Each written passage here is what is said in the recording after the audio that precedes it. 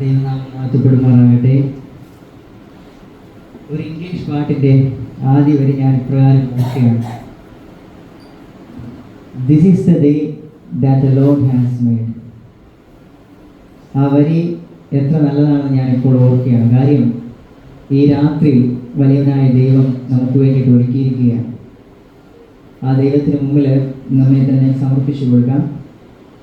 അഭിമന്യ തിരുമേനി, ബഹുമാനപ്പെട്ട അച്ഛൻ, ശമാശൻ, കർത്തൃവേലയിലായിരിക്കുന്ന സഹപ്രവർത്തകരെ, ഈ രാത്രിയിൽ കർത്താവിൻ്റെ ക്രൂശിൻ്റെ വചനത്തെ ധ്യാനിപ്പാനായി കടന്നു വന്നിരിക്കുന്ന പ്രിയ കർത്തൃവിശ്വാസികളെ, നിങ്ങൾക്ക് ഏവർക്കും ക്രിസ്തയേശുവിൻ്റെ നിസ്തുല്യമായ നാമത്തിൽ ഞാനെൻ്റെ സ്നേഹവന്ദനത്തെ അറിയിക്കുന്നു. ഇന്ന് അല്പസമയം നിങ്ങളുമായിട്ട് ഞാൻ പങ്കുവയ്ക്കാൻ ആഗ്രഹിക്കുന്ന വിഷയം എന്ന് പറയുന്നത് കർത്താവിൻ്റെ ക്രൂശ് ചുമപ്പാൻ തിരഞ്ഞെടുക്കപ്പെട്ടവരാവുക എന്നതിനെ കുറിച്ചാണ്. കർത്താവിൻ്റെ ക്രൂശ് ചുമക്കുന്നവരാകുവാൻ തിരഞ്ഞെടുക്കപ്പെട്ടവരാവുക എന്നതിനെ കുറിച്ചാണ്. വിശുദ്ധ മത്തായി എഴുതിയ സുവിശേഷം 27-ാം അധ്യായം അതിൻ്റെ 32-ാം വാക്യം ഞാൻ ഇപ്രകാരം വായിക്കാം. വിശുദ്ധ മത്തായി എഴുതിയ സുവിശേഷം 27-ാം അധ്യായം അതിൻ്റെ 32-ാം വാക്യം: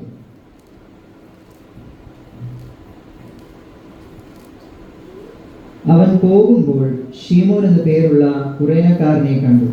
അവൻ്റെ ക്രൂശ് ചുമപ്പാൻ നിർബന്ധിച്ചു. അവൻ പോകുമ്പോൾ ശീമോൻ എന്നു പേരുള്ള കുറേനക്കാരനെ കണ്ടു. അവൻ്റെ ക്രൂശ് ചുമപ്പാൻ നിർബന്ധിച്ചു. നമ്മുടെ കണ്ണുകളെ അടയ്ക്കാൻ ഒരു നിമിഷം പ്രാർത്ഥിക്കാം. നല്ല ദൈവമേ, സ്വർഗീയ പിതാവേ, ഈ നല്ല രാത്രിക്കായി ഞങ്ങളങ്ങേ സ്തുതിക്കുന്നു, സ്തോത്രം ചെയ്യുന്നു. പിതാവേ, ഈ നാളുകളിൽ നിന്റെ ക്രൂശിൻ്റെ വചനത്തെ ഞങ്ങൾ ധ്യാനിക്കുമ്പോൾ, നിന്റെ ക്രൂശിൻ്റെ നിഴലിൽ ഞങ്ങൾ അണയുമ്പോൾ, പിതാവേ, നിന്റെ വചനത്താൽ കഴുകി ഞങ്ങളെ വഴി നടത്തണമെന്ന് പ്രാർത്ഥിക്കുന്നു. പിതാവേ, വചനം പറയുന്നേരെയായ അടിയൻ ഞങ്ങളുടെ കരങ്ങളിലേക്ക് താഴ്ത്തി സമർപ്പിക്കുകയാണ്. നിന്റെ കൃപയാൽ പൊതിഞ്ഞു കൊള്ളണമെന്ന് പ്രാർത്ഥിക്കുന്നു. പിതാവേ, അടിയൻ്റെ വായോട് കൂടെ ഇരുന്ന് നിന്റെ മക്കൾക്ക് വേണ്ടുന്ന നന്മകളെയും വചനങ്ങളെയും നീ അറിയിച്ചു കൊടുക്കണമെന്ന് പ്രാർത്ഥിക്കുന്നു. വചനം കേൾക്കുന്ന നിന്റെ മക്കളെ ഞങ്ങളുടെ കരങ്ങളിലേക്ക് താഴ്ത്തി സമർപ്പിക്കുകയാണ്. നിന്റെ വചനത്താൽ അവരെ കഴുകി ശുദ്ധീകരിക്കണം. കർത്താവെ, പറയുന്ന അടിയനെയും കേൾക്കുന്ന മക്കളെയും നീ ഒരുപോലെ അനുഗ്രഹിച്ചാട്ടെ എന്ന് പ്രാർത്ഥിക്കുന്നു. അല്പസമയം കർത്താവെ, നിന്റെ ക്രൂശിന്റെ നിലവിൽ വചനത്താലായിരിക്കാൻ നീ ഞങ്ങളെ ഒരുക്കിക്കാട്ടെ. പ്രാർത്ഥന കേട്ട് നല്ല കൃപയ്ക്കായി സ്തോത്രം. ക്രിസ്തയേശുമായ ഞങ്ങളുടെ പ്രാർത്ഥന കേൾക്കണം, സ്വർഗീയ നല്ല പിതാവേ. ഒരിക്കൽ കൂടി ഞാൻ ആ വാക്യം ഇപ്രകാരം വായിക്കാം: അവർ പോകുമ്പോൾ ശീമോൻ എന്നു പേരുള്ള കുറേനക്കാരനെ കണ്ടു. അവൻ്റെ ക്രൂശ് ചുമപ്പാൻ നിർബന്ധിച്ചു. കർത്താവിൻ്റെ ക്രൂശ് മരണത്തെ ഓർക്കുമ്പോൾ ധാരാളം മുഖങ്ങൾ നമ്മുടെ മനസ്സിലേക്ക് ഓടിയെത്തും, അല്ലേ? പ്രധാനപ്പെട്ട കുറേ മുഖങ്ങളിൽ ഒരാളാണ് ഈ കുറേനക്കാരനായ ശീമോൻ എന്ന് പറയുന്നത്. നമുക്കറിയാം, പ്രധാനമായിട്ട് ആദ്യം കർത്താവിൻ്റെ ക്രൂശ് മരണത്തെ ഓർക്കുമ്പോൾ ആദ്യം ഓടിയെത്തുന്ന മുഖമാണ് കർത്താവിൻ്റെ ശിഷ്യന്മാരിൽ ഒരുവനായ യൂദയുടെ മുഖം. യൂദയായിരുന്നു കർത്താവിൻ്റെ ക്രൂശ് മരണത്തിന് മെയിൻ കഥാപാത്രം എന്ന് പറയുന്നത്, അല്ലേ? യൂദ കർത്താവിനെ ഒറ്റിക്കൊടുത്ത ആ ഒരു രംഗം നമുക്ക് സുപരിചിതമാണ്. രണ്ടാമത്തെ ഒരു ശിഷ്യൻ എന്ന് പറയുന്നത് കർത്താവിൻ്റെ ശിഷ്യനായ പത്രോസാണ്.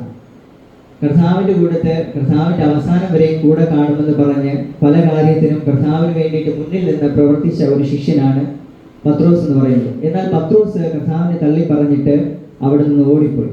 മൂന്നാമത്തെ ഒരു ശിഷ്യനെ നമ്മൾ ഓർക്കുമ്പോൾ യോഹന്നാനെയാണ്. കർത്താവിൻ്റെ പ്രിയ ശിഷ്യനായ യോഹന്നാനെ നമ്മൾ ഓർക്കും. കാര്യം എന്താണ്? തൻ്റെ മാതാവിനെ ഏത് ശിഷ്യൻ്റെ കരങ്ങളിലേക്കായിരുന്നു ഏൽപ്പിച്ചത്? യോഹന്നാൻ എന്ന തൻ്റെ പ്രിയ ശിഷ്യൻ്റെ കരങ്ങളിലേക്കാണ് കർത്താവ് ഏൽപ്പിച്ചത്. നാലാമത് നമ്മൾ ചിന്തിക്കുന്ന ഒരു വ്യക്തിയാണ് ഈ കുറേനക്കാരനായ ശീമോൻ എന്ന് പറയുന്നത്. ഈ കുറേനക്കാരനായ ശീമോനെ നമ്മൾ ചിന്തിപ്പാൻ പ്രധാന കാരണമെന്ന് പറയുന്നത് എന്താണ്? അവൻ കർത്താവിൻ്റെ ക്രൂശ് ചുമക്കാനായിട്ട് നിർബന്ധിതനായ വ്യക്തിയാണ്. ഈ ഒരു വേദഭാഗത്തിലെ കേന്ദ്ര കഥാപാത്രം, അല്ലെങ്കിൽ ഇന്ന് ഈ രാത്രി ഈ ഒരു ഭാഗത്ത് നിന്ന് നമ്മൾ ചിന്തിക്കുന്ന ഒരു കഥാപാത്രമാണ് കുറേനക്കാരനായ ശീമോൻ എന്ന് പറയുന്നത്. തൻ്റെ ജീവിതത്തിൽ തന്നെ തേടി വന്ന ഒരു ഭാഗ്യത്തെക്കുറിച്ച് ഈ വേദഭാഗം വിവരിക്കുന്നു. കുറേനക്കാരനായ ശീമോന്റെ ചരിത്രം നമ്മൾ പഠിക്കുമ്പോൾ നമുക്ക് ചിന്തിപ്പാനായിട്ട് കഴിയും. അവനൊരു വയലിലെ പണിക്കാരനായിരുന്നുവെന്ന് വേദഭാഗങ്ങളും ചരിത്ര പഠനങ്ങളും പറയാറുണ്ട്. കർത്താവിൻ്റെ ക്രൂശ് ചുമപ്പാൻ അന്ന് നിയോഗിക്കപ്പെട്ട അല്ലെങ്കിൽ തിരഞ്ഞെടുക്കപ്പെടേണ്ടുന്ന പലരുണ്ടായിരുന്നു. അല്ലെങ്കിൽ അന്നത്തെ കാലത്ത് പ്രഗത്ഭരായ ജ്ഞാനികളായ ഒരുപാട് വ്യക്തികളുണ്ടായിരുന്നു കർത്താവിൻ്റെ ക്രൂശ് ചുമപ്പാൻ വേണ്ടി. എന്നാൽ അവിടെ നിയോഗിക്കപ്പെട്ട അല്ലെങ്കിൽ നിർബന്ധിതനായ ഒരു വ്യക്തി എന്ന് പറയുന്നത് ആരായിരുന്നു? വെറും വയലിലെ പണിക്കാരനായ കുറേനക്കാരനായ ശീമോനായിരുന്നു. അവനെയാണ് അവിടെ കർത്താവിൻ്റെ ക്രൂശ് ചുമപ്പാനായിട്ട് തിരഞ്ഞെടുക്കപ്പെടുന്നത്. നമ്മുടെ ജീവിതത്തിൽ നാം ഒന്ന് ചിന്തിച്ച് നോക്കണം. നമ്മുടെ ജീവിതത്തിൽ നമുക്ക് ധാരാളം ജോലികൾക്കൊക്കെ പോകുന്നവരാണ് അല്ലേ. നമ്മൾ സർക്കാർ ജോലി ചെയ്യുന്നവരുണ്ട്, അല്ലാതെ മറ്റു പ്രവർത്തനങ്ങളിൽ ഏർപ്പെടുന്നവരുണ്ട്, കൂലിപ്പണിക്കാരുണ്ട്. എന്നാൽ കർത്താവ് തൻ്റെ ഇഷ്ടത്തെ തിരഞ്ഞെടുക്കാൻ വേണ്ടിയിട്ട്, അല്ലെങ്കിൽ തൻ്റെ ഇഷ്ടത്തെ നിറവേറ്റാൻ വേണ്ടിയിട്ട് തിരഞ്ഞെടുക്കുന്നത് ആരെയായിരിക്കും? സാധാരണക്കാരായ വ്യക്തികളെയായിരിക്കും. അവരെ ഇല്ലായ്മയിൽ നിന്നും വല്ലായ്മയിൽ നിന്നും കർത്താവ് എടുത്തിട്ട്, അല്ലെങ്കിൽ ഉടഞ്ഞ പാത്രമായിട്ട് അവരെ എടുത്തിട്ട് കർത്താവ് എന്താണ് ചെയ്യുന്നത്? അവരെ ഒരു നല്ല പാത്രമാക്കി മാറ്റും എന്ന ഒരു വിശ്വാസമാണ് ഈ വചനത്തിലൂടെ നമുക്ക് കാണാൻ സാധിക്കുന്നത്. അതുപോലെയാണ് ഇവിടെ ഈ കുറേനക്കാരനായ ശീമോനെ കർത്താവിൻ്റെ ക്രൂശ് ചുമപ്പാൻ നിർബന്ധിതരാക്കുന്നത്. ആ ഒരു ഭാഗം പഠിക്കുമ്പോൾ പറയുന്നത് ഇപ്രകാരമാണ്: അവൻ തൻ്റെ വയലിലെ പണികളൊക്കെ പൂർത്തീകരിച്ചിട്ട് അവൻ വരികയാണ്. അവൻ്റെ വയലിലെ പണികൾ പൂർത്തീകരിച്ചിട്ട്, നമുക്കറിയാം ഒരു മനുഷ്യൻ വയലിൽ പണി ചെയ്യുമ്പോൾ അവൻ തിരിച്ചു വരുന്നത് എങ്ങനെയായിരിക്കും? വളരെ ക്ഷീണിതനും അതുപോലെ തന്നെ ശരീരമാകെ തളർന്ന് പ്രയാസപ്പെട്ടായിരിക്കും അവൻ വരുന്നത്. അങ്ങനെ വരുന്ന ഒരു മനുഷ്യനെ കർത്താവിൻ്റെ ക്രൂശ് എന്ന് പറയുന്നത് തികച്ചും നല്ല ഭാരമേറിയ ഒരു ക്രൂശാണ്. ആ ക്രൂശ് ചുമപ്പാനായിട്ട് അവനെ വിധേയപ്പെടുത്തുക, അല്ലെങ്കിൽ നിർബന്ധിതനാക്കി അവനോട് പറയുകയാണ്, നീ ഈ ക്രൂശ് എടുക്കണമെന്ന്. എന്നാൽ നമ്മുടെ ഈ കുറേനക്കാരനായ ശീമോൻ അവിടെ വെച്ച് അവന് പറഞ്ഞിട്ട് പോകായിരുന്നു, ഈ ക്രൂശ് എടുപ്പാൻ ഞാൻ നിർബന്ധിതനായാലും ഞാൻ അത് സമ്മതിക്കില്ല. കാര്യം എന്തായിരുന്നു? അന്നത്തെ കാലത്ത് ഈ കുരിശിന്റെ സിമ്പൽ എന്ന് പറയുന്നത്, അല്ലെങ്കിൽ ഈ കുരിശിനെ അന്നത്തെ റോമൻ ഗവൺമെന്റ്, റോമൻ ജനത ചിന്തിച്ചിരുന്നത്, ഈ കുരിശ് എന്ന് പറയുന്നത് ക്രൂരകരമായ കുറ്റങ്ങൾ ചെയ്യുന്നവരെ, അല്ലെങ്കിൽ മോശകരമായ കുറ്റം ചെയ്യുന്നവരെ ക്രൂശിക്കുവാൻ വേണ്ടിയിട്ടാണ് ഈ കുരിശിനെ തിരഞ്ഞെടുത്തത്. എന്നാൽ ഈ കുരിശ് നമുക്ക് എല്ലാവർക്കും മാതൃകയായി തീർന്ന ഒരു ദിവസം എന്ന് പറയുന്നത് എന്നായിരുന്നു? വലിയവനായ കർത്താവ് തൻ്റെ മരണത്തെ കാൽവരി ക്രൂശിന്മേൽ വഹിച്ചതുകൊണ്ടാണ് ഇന്ന് നമ്മുടെ ക്രിസ്തീയ ജനത അപമാനകരമായി കിടന്ന ഒരു കുരിശിനെ അഭിമാനകരമായിട്ട് നമ്മുടെ ചിഹ്നമായി നാം കൊണ്ടു നടക്കുന്നത്. അങ്ങനെ കുറ്റകരമായ രീതിയിൽ ചുമന്നുകൊണ്ടിരുന്ന ഒരു കുരിശിനെ ചുമപ്പാൻ ഈ കുറേനക്കാരനായ ശീമോന് അത് ചുമക്കാതിരിക്കാൻ ഒഴിഞ്ഞു മാറായിരുന്നു. എന്നാൽ അവൻ ഒരു മടിയും കൂടാതെ തൻ്റെ കർത്താവിൻ്റെ ക്രൂശ് ചുമപ്പാൻ അവൻ യോഗ്യനായി, അല്ലെങ്കിൽ അവൻ അത് ചെയ്യാമെന്ന് തീരുമാനിച്ചു. അവൻ്റെ ജീവിതത്തിൽ അവൻ അറിഞ്ഞിരുന്നില്ല, അവനെ തേടി വരുന്ന ഒരു ഭാഗ്യമായിരുന്നു കർത്താവിൻ്റെ ക്രൂശ് ചുമക്കുക എന്നത്. അന്ന് ആ വഴി വരേണ്ടിയിരുന്ന ഒരു വ്യക്തിയല്ലായിരുന്നു ശീമോൻ എന്ന് പറയുന്നത്. അവനൊരു കുറേനക്കാരനായിരുന്നു, എന്നാൽ അവൻ യഹൂദയിൽ വന്നു. എന്നാൽ ആ വന്നത് മാത്രമല്ല, തൻ്റെ ക്ഷീണത്തിലും കർത്താവിൻ്റെ ഭാരമേറിയ ആ ഒരു കുരിശ് വഹിക്കുവാൻ അവൻ ഇടയായി. കർത്താവിൻ്റെ ഭാരമേറിയ പ്രയാസങ്ങളിൽ ഒരു പങ്കാളിയാകുവാനായിട്ട് ഈ കുറേനക്കാരനായ ശീമോന് ഇടയായി. ഈ ശീമോൻ തൻ്റെ ജീവിതത്തിൽ താൻ ഒരിക്കലും അറിഞ്ഞിരുന്നില്ല, താൻ ഇന്ന് അപമാനകരമായിട്ട് ചുമക്കുന്ന ആ കുരിശ് തൻ്റെ ജീവിതത്തിൻ്റെ ഒരു അഭിമാനമായിട്ട് മാറുമെന്നും തന്നെ ഈ ചരിത്ര പുസ്തകത്തിൽ ഇടം നേടുവാൻ ഇടയാക്കുമെന്നും ഇവിടെ ആ ശീമോൻ ചിന്തിച്ചിരുന്നില്ല. എന്നാൽ തുടർന്ന് അത് കഴിഞ്ഞു പോകുമ്പോഴാണ് ശീമോൻ അറിയുന്നത് തൻ്റെ ജീവിതത്തിലെ ഒരു അഭിമാനകരമായ നിമിഷമായിരുന്നു താൻ പങ്കുവച്ചതെന്ന്. ഇന്ന് പ്രധാനമായും 2 കാര്യങ്ങൾ നിങ്ങളോട് പറഞ്ഞ് ഇരുന്നു കൊള്ളുവാനായിട്ട് ഞാൻ ആഗ്രഹിക്കുകയാണ്. ഒന്നാമത്, നാം ചിന്തിക്കാനായിട്ട് പോകുന്നത് ക്രൂശിൻ്റെ വാഹികളെ കുറിച്ചാണ്. നാം കേട്ട ഈ ഭാഗത്തിലെ കുറേനക്കാരനായ ശീമോനെ നമുക്ക് കേന്ദ്ര കഥാപാത്രമായി എടുക്കാം. കുറേനക്കാരനായ ശീമോൻ മാത്രമല്ല കർത്താവിൻ്റെ ക്രൂശുവാഹി എന്ന് പറയുന്നത്. കർത്താവിൻ്റെ ഇഷ്ടം അനുസരിക്കുകയും അവൻ്റെ ഇഷ്ടങ്ങൾ ചെയ്യുകയും അവൻ്റെ ഹിതത്തിൽ നടക്കുന്ന നമ്മൾ ഓരോരുത്തരും ആരാണ്? കർത്താവിൻ്റെ ക്രൂശുവാഹികളാണ്. എന്നാൽ കർത്താവിൻ്റെ സ്വന്തം ക്രൂശിനെയും കർത്താവിൻ്റെ ഭാരമേറിയ ആ സ്വന്തം ക്രൂശിനെ ചുമപ്പാൻ ഭാഗ്യം ലഭിച്ച വ്യക്തിയാണ് കുറേനക്കാരനായ ശീമോൻ എന്ന് പറയുന്നത്.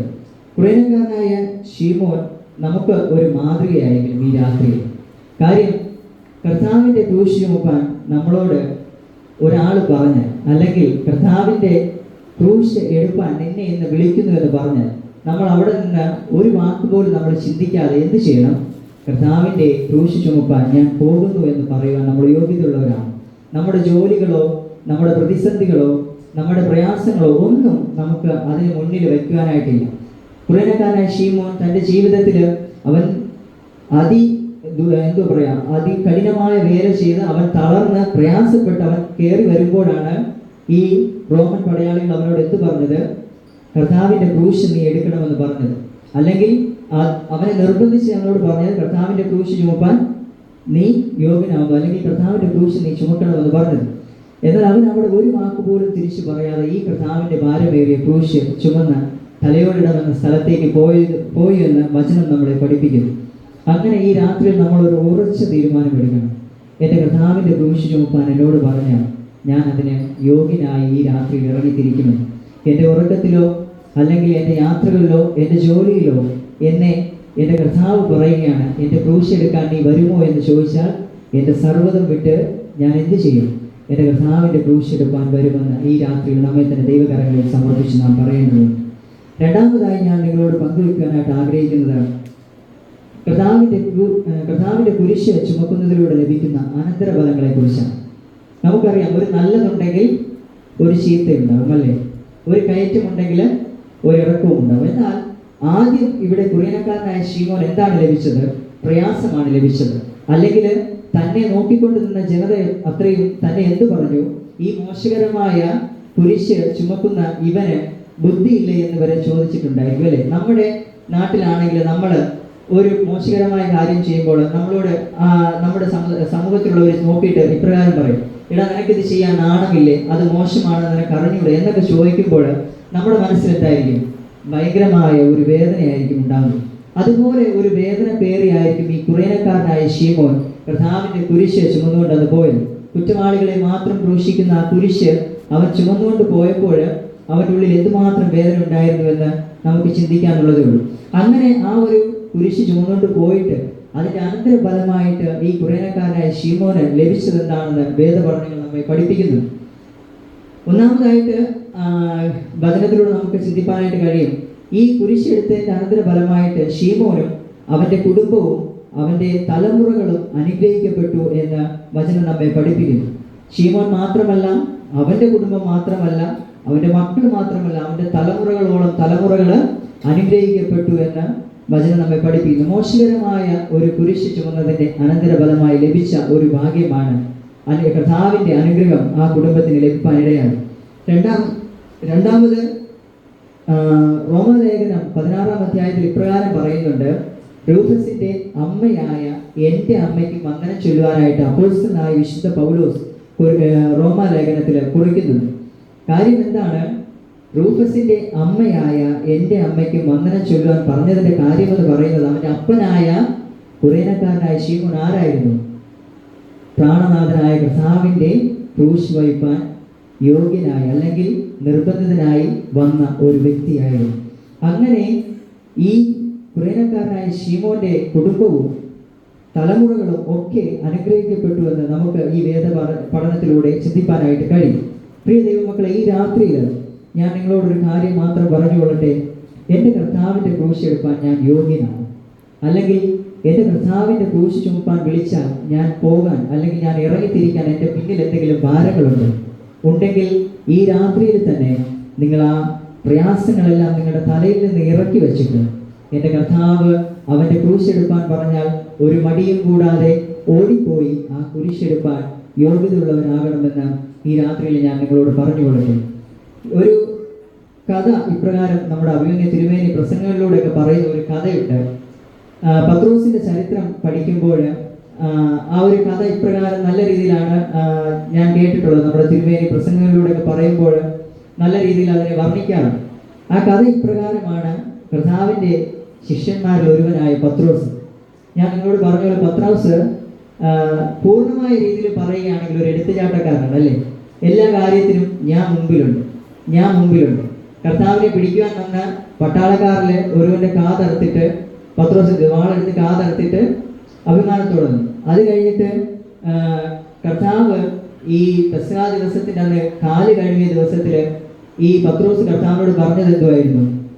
കർത്താവേ, നീ എൻ്റെ കാല് കഴുകുന്നതല്ല, ഞാൻ നിന്റെ കാല് കഴുകുന്നതാണ് നല്ലതെന്ന് പറഞ്ഞു. അത് കഴിഞ്ഞിട്ട് എൻ്റെ ശരീരം ഫുള്ള് നീ കഴുകണം എന്നൊക്കെ പറഞ്ഞ് പത്രോസ് എന്ത് ചെയ്തു? മുന്നിൽ നിന്നു. എന്നാൽ പത്രോസ് കർത്താവിൻ്റെ ക്രൂശുമരണം ഏൽക്കുവാനായിട്ടുള്ള ദിവസത്തിൽ എന്താണ് ചെയ്തത്?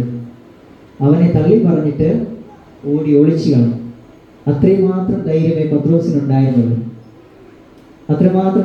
പത്രോസിന് ഉണ്ടായിരുന്നുള്ളൂ. തൻ്റെ ജീവിതത്തിൽ തൻ്റെ പ്രാണനാഥൻ, തൻ്റെ ഗുരു, തൻ്റെ ഈ ലോകത്തിലെ തനിക്ക് എല്ലാമായ തൻ്റെ ഗുരു ക്രൂശുമരണം ഏൽക്കുമ്പോൾ പത്രോസ് എന്താണ് ചെയ്തത്? അവനെ തള്ളി പറഞ്ഞിട്ട് ഒളിച്ചു. ആ പത്രോസിന്റെ ഒരു കഥയാണ് ഞാൻ നിങ്ങളോട് പറയാനായിട്ട് ആഗ്രഹിക്കുന്നത്. ആ പത്രോസ് റോമയില് തൻ്റെ ദൈവികമായ വേല അല്ലെങ്കിൽ തൻ്റെ സുവിശേഷ വേല ചെയ്തുകൊണ്ടിരുന്ന സമയത്താണ് റോമ സാമ്രാജ്യത്തിന്റെ പ്രശ്നങ്ങൾ നടന്നുകൊണ്ടിരിക്കുന്നത്. അങ്ങനെ അവിടെ റോമ സാമ്രാജ്യത്തിൽ പലായനം ചെയ്യപ്പെടുന്ന സമയത്ത് പത്രോസ് തൻ്റെ ഉള്ളിൽ ചിന്തിച്ചു, ഞാൻ ഇനി ഈ ദേശത്ത് നിന്നാൽ എനിക്ക് യോഗ്യമല്ല, ഞാൻ ഇവിടെ നിന്ന് മറ്റൊരു സ്ഥലത്തേക്ക് പോകാമെന്ന് പത്രോസ് തൻ്റെ ഉള്ളിൽ ചിന്തിച്ചു. അങ്ങനെ പത്രോസ് തൻ്റെ ഉള്ളിൽ ആ ഒരു ചിന്തയും പേരിട്ട് അവിടെ നിന്ന് അവൻ നാടുവിടുവാനിടയായി. അങ്ങനെ അവൻ ആ യാത്ര പോകുന്ന മധ്യത്തിൽ ഒരു രൂപം അല്ലെങ്കിൽ ഒരു മനുഷ്യൻ അവൻ്റെ മുൻപേ ദൂരത്ത് നിന്ന് നടന്നു വരുന്നത് പത്രോസ് കണ്ടു. പത്രോസ് അടുക്കും തോറും പത്രോസിന് മനസ്സിലായി അത് തനിക്ക് വളരെ പരിചിതനായ ഒരു മുഖമാണ്. ആ മുഖത്തിന്റെ സാദൃശ്യവും ആ തേജസ്സുള്ള മുഖവും ആ രൂപവും ഒക്കെ തനിക്ക് സുപരിചിതനായ ഒരു വ്യക്തിയാണ്. കുറച്ചുകൂടി അടുത്ത് വന്നപ്പോൾ പത്രോസിന് മനസ്സിലായി അത് അവൻ്റെ മാസ്റ്ററാണ്, അല്ലെങ്കിൽ അവൻ്റെ ഗുരുവായ കർത്താവാണെന്ന് പത്രോസിന് മനസ്സിലായി. പത്രോസ് കർത്താവിനോട് ഇപ്രകാരം എബ്രായ ഭാഷയിൽ ഒരു കാര്യം അവിടെ ചോദിക്കുന്നുണ്ട്. ഖ്യാദീസ്, ആ വാക്ക് ഞാൻ കൃത്യമായിട്ട് ഓർക്കുന്നില്ല. ഖ്യാദീസ് അനോ ഡൊമിനി എന്ന ഒരു എബ്രായ ഭാഷയിൽ പത്രോസ് കർത്താവിനോട് ചോദിക്കുക, master where are you going? ഗുരു, നീ എവിടെ പോകുന്നു എന്ന് പത്രോസ് കർത്താവിനോട് ചോദിച്ചു. കർത്താവ് പത്രോസിനോട് പറഞ്ഞ മറുപടി നമ്മുടെ കണ്ണുകളെ നനയിക്കും വിധം ഒരു അച്ചട്ടായ മറുപടിയായി. കർത്താവ് ഇപ്രകാരമാണ് പത്രോസിനോട് പറഞ്ഞത്, ഞാൻ എൻ്റെ ദേശമായ റോമയിലേക്ക് പോകുന്നു. അവിടുത്തെ എൻ്റെ ജനങ്ങൾ പ്രയാസം നേരിടും. ഞാൻ അവർക്ക്, അല്ലെങ്കിൽ എൻ്റെ ജനം അവിടെ കുറ്റങ്ങൾ ചെയ്തുകൊണ്ടിരിക്കുകയാണ്. ഞാൻ അവർക്ക് വേണ്ടിയിട്ട് വീണ്ടും ക്രൂശിൽ മരിപ്പാനായിട്ട് അല്ലെങ്കിൽ ക്രൂശ് മരണം ഏൽക്കുവാനായിട്ട് പോവുകയാണ് എന്ന് കർത്താവ് പത്രോസിനോട് പറഞ്ഞു. ഈ വാക്ക് കേട്ട പത്രോസ് ഒരു നിമിഷം പോലും ചിന്തിക്കാതെ തൻ്റെ കർത്താവിൻ്റെ കരത്തിൽ നിന്ന് ആ കുരിശ് വാങ്ങിച്ചിട്ട് അവൻ ഇപ്രകാരം പറഞ്ഞു, കർത്താവേ, നീയല്ല പോകേണ്ടത്. എൻ്റെ ജനത്തിന് വേണ്ടിയിട്ട് ആരാണ് പോകേണ്ടത്? ഞാനാണ് പോകേണ്ടത്. എൻ്റെ ജനത്തിന് വേണ്ടിയിട്ട് ക്രൂശ് മരണം ഏൽക്കേണ്ടത് ഞാനാണ്. അങ്ങനെ കർത്താവിൻ്റെ കരത്തിൽ നിന്ന് ആ ക്രൂശ് വാങ്ങിച്ചിട്ട് പത്രോസ് എങ്ങോട്ടേക്ക് പോയി? റോമയിലേക്ക് പോയിട്ട് അവിടെ തൻ്റെ സുവിശേഷ വേലകൾ ചെയ്തു. അവസാനം തനിക്ക് ക്രൂശ് മരണം ലഭിച്ച സമയത്ത് പത്രോസ് തൻ്റെ ഉള്ളിൽ നിന്ന് ഒരു ആഗ്രഹമാണ് പുറപ്പെടുവിച്ചത്. കർത്താവിനെ നേരെ ക്രൂശിച്ചു, എന്നെ തലകീഴായി ക്രൂശിക്കണമേ എന്ന് അവരോട് അഭ്യർത്ഥിച്ചു. എൻ്റെ കർത്താവിനെ നേരെ ക്രൂശിച്ചു, എൻ്റെ കർത്താവിൻ്റെ പാദത്തെ നമിച്ച് ക്രൂശ് മരണമേൽക്കുവാനായിട്ട് എന്നെ നിങ്ങൾ അനുവദിക്കണമെന്ന് പത്രോസ് റോമ സാമ്രാജ്യത്തിലെ പട്ടാളക്കാരോട് പറഞ്ഞു. അങ്ങനെ ചരിത്രങ്ങൾ പഠിക്കുമ്പോൾ നമുക്ക് മനസ്സിലാക്കുവാൻ കഴിയും ചരിത്രങ്ങൾ എങ്ങനെയാണ് രേഖപ്പെടുത്തിയിരിക്കുന്നത്. പത്രോസിനെ തലകീഴായി ക്രൂശിച്ചാണ് പത്രോസ് മരണമേറ്റത് എന്ന് ചരിത്രങ്ങൾ പഠിക്കുമ്പോൾ നമുക്ക് പറയാനായിട്ട് സാധിക്കും. പ്രിയ ദൈവമക്കളെ, പ്രിയ കർത്തൃവേലക്കാരെ, ഈ രാത്രിയിൽ നാം ചിന്തിക്കേണ്ടുന്ന ഒരു കാര്യമുണ്ട്. എൻ്റെ കർത്താവ് എൻ്റെ ജനങ്ങൾക്ക് വേണ്ടിയിട്ട് ക്രൂശ് മരണം ഒരിക്കലേറ്റു. ഇനി ആ കർത്താവ് പറയുന്നവർക്ക് വേണ്ടിയിട്ട് ആരാണ് ക്രൂശ് മരണം ഏൽക്കേണ്ടത്? നമ്മളാണ്. കർത്താവ് ഈ രാത്രിയിൽ പറയുകയാണ്, എൻ്റെ മകനെ, എൻ്റെ മകളെ, നിന്നെ നിയോഗിച്ചിരിക്കുന്ന സ്ഥലത്ത് ആരാണ് ക്രൂശ് ഏൽക്കപ്പെടേണ്ടത്? നീയാണ് നിന്റെ കുഞ്ഞാടുകൾക്ക് വേണ്ടിയിട്ട് ക്രൂശ് മരണം ഏൽക്കേണ്ടത്. എൻ്റെ കർത്താവ് എൻ്റെ ദൈവിക വേലയിൽ എന്നെ എവിടെ നിയമിച്ചിരിക്കുന്നു അവിടുത്തെ എൻ്റെ ജനങ്ങൾക്ക് വേണ്ടിയിട്ട് ഞാനാണ് ക്രൂശ് മരണം ഏൽക്കേണ്ടത്. എന്നെ ചെമ്പൂരാക്കിയിരിക്കുന്നു, എന്നെ വിദ്രയിൽ അയച്ചിരിക്കുന്നു, എന്നെ കാപ്പിയോട് അയച്ചിരിക്കുന്നു, എന്നെ മൈലച്ചിലാക്കിയിരിക്കുന്നു. എൻ്റെ ഈ പ്രദേശങ്ങളിലെല്ലാം എൻ്റെ കർത്താവ് ഇപ്പോൾ ക്രൂശ് മരണം ഏറ്റുകൊണ്ടിരിക്കുകയാണ്. എന്നാൽ ഇന്ന് ഈ രാത്രിയിൽ നമ്മൾ കർത്താവിൻ്റെ സന്നിധിയിൽ കർത്താവിൻ്റെ ക്രൂശിൽ ചാഞ്ഞുകൊണ്ട് പറയേണ്ടുന്ന ഒരു കാര്യമുണ്ട്. എൻ്റെ കർത്താവിന് വേണ്ടിയിട്ട് ഇനി ഞാൻ ക്രൂശ് മരണം ഏൽക്കുവാൻ പോവുകയാണ്.